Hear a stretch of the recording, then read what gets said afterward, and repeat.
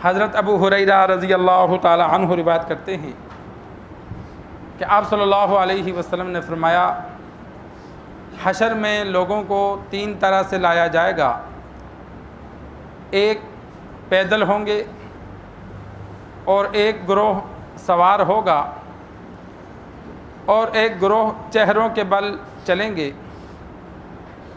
صحابہ نے عرض کی، یا رسول اللہ صلی اللہ علیہ وسلم، چہروں کے بل کیسے چلیں گے؟ تو آپ صلی اللہ علیہ وسلم نے فرمایا، جو پاؤں پر چلانے پر قادر ہے تو وہ چہروں کے بل بھی چلانے پر قادر ہے، اور وہ ٹیلوں سے اور کانٹوں سے بچ کر چلیں گے۔ سرکار دو عالم صلی اللہ علیہ وسلم نے قبر سے اٹھنے کے مناظر میں سے ایک منظر بیان فرمایا۔ احادیث میں موجود ہے، آپ صلی اللہ علیہ وسلم نے فرمایا، اول من تنشق عنہ الارض، سب سے پہلے زمین مجھ سے کھلے گی، کہ سب سے پہلے زمین سے میں ابو بکر اور عمر کے درمیان باہر نکلوں گا، پھر ان کو لے کر جنت البقیع میں جاؤں گا، جنت البقیع والوں کو لے کر پھر مکہ والوں کی جانب توجہ کروں گا، اور مکہ والوں کو لے کر پھر حرمین مکہ اور مدینہ والوں کو لے کر میں میدان حشر میں جاؤں گا۔ ایک روایت میں موجود ہے، جب آپ صلی اللہ علیہ وسلم اپنے روضہ مبارک سے نکلیں گے تو 70,000 فرشتے آپ صلی اللہ علیہ وسلم کو گھیرے ہوئے ہوں گے۔ سب سے پہلے آپ صلی اللہ علیہ وسلم اپنے روضہ مبارک سے نکلیں گے تو آپ صلی اللہ علیہ وسلم نے فرمایا، جو مخلوقات قبروں سے نکلے گی، جس حال میں مری ہے اس حال میں نکلیں گے۔ شہداء نکلیں گے، ان کے جسم سے خون بہہ رہا ہوگا جیسا کہ ابھی زخمی ہوئے، لیکن وہ کستوری کی طرح، مشک کی طرح عمدہ خوشبو دے گا۔ نشئی جو نشے میں مرا ہے وہ نشے کی حالت میں اٹھے گا، وہ عذاب کا نشہ ہوگا۔ جو جس حال میں مرا ہے قیامت والے دن ویسے اٹھیں گے۔ اور آپ صلی اللہ علیہ وسلم نے فرمایا، سواری پر انبیاء ہوں گے، انبیاء کو ایک ایک سواری ہوگی، 7 خدام ہوں گے، اور جو صحابہ ہیں، اولیاء اللہ ہیں، بعضوں کو اعمال کے اعتبار سے سواریاں ملیں گی، ایک اونٹ پر 2 سوار ہوں گے، 4 سوار ہوں گے، 10 سوار ہوں گے، اور جو کمزور ایمان والے ہیں وہ پیدل جائیں گے، اور جو کفار ہیں، منافق ہیں، وہ الٹے منہ چہرے کے بل ان کو چلایا جائے گا، اور ان سے چلا نہیں جائے گا۔ تو احادیث میں بعض جگہ موجود ہے، فرشتے ان کو گھسیٹیں گے، جس طرح مجرم کو زنجیروں میں جکڑ کر گھسیٹا جاتا ہے۔ تو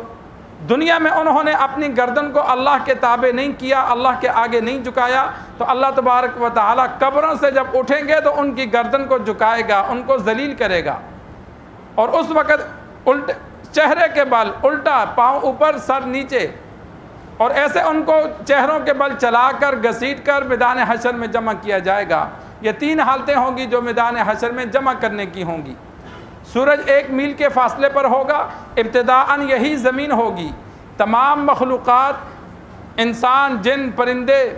ہر چیز، تمام مخلوقات کو اللہ تبارک و تعالی دوبارہ زندگی بخشے گا، اور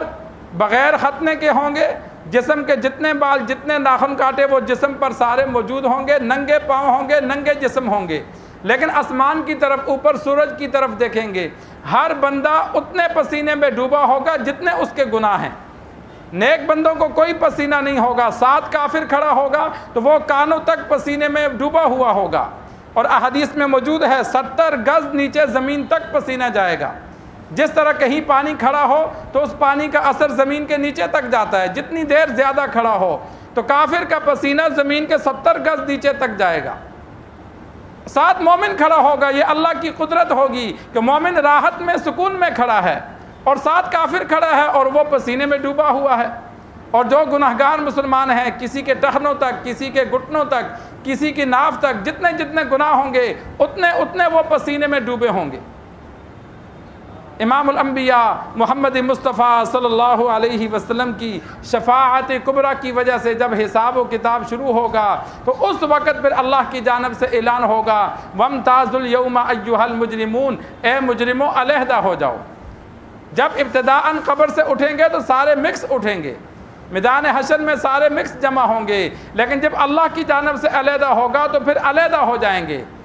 یہود الگ ہو جائیں گے، نصارہ الگ ہو جائیں گے، مشرکین مکہ الگ، منافقین مدینہ الگ، مسلمان الگ، انبیاء الگ ہو جائیں گے، اور اسی طرح صحابہ کرام الگ، چور ڈکیت جو ہیں وہ مسلمانوں میں گروہ بن جائیں گے، زانی الگ ہو جائیں گے، چور ڈاکو الگ ہو جائیں گے، ہر گناہ گار جس کی وجہ سے وہ پکڑا جائے گا وہ ان گناہ والوں کے ساتھ جمع ہو جائے گا، الگ الگ ٹولیاں بن جائیں گی، یکدم بن جائیں گی جیسے ہی اللہ کا حکم ہوگا۔ تو یہ ابتدائی مناظر ہیں قبر سے اٹھنے کے، مزید انشاءاللہ روزانہ تھوڑا تھوڑا ذکر ہوگا۔ اللہ سے دعا ہے اللہ ہمیں دین سیکھ کر سمجھ کر آخرت کی تیاری کرنے کی توفیق عطا فرمائے۔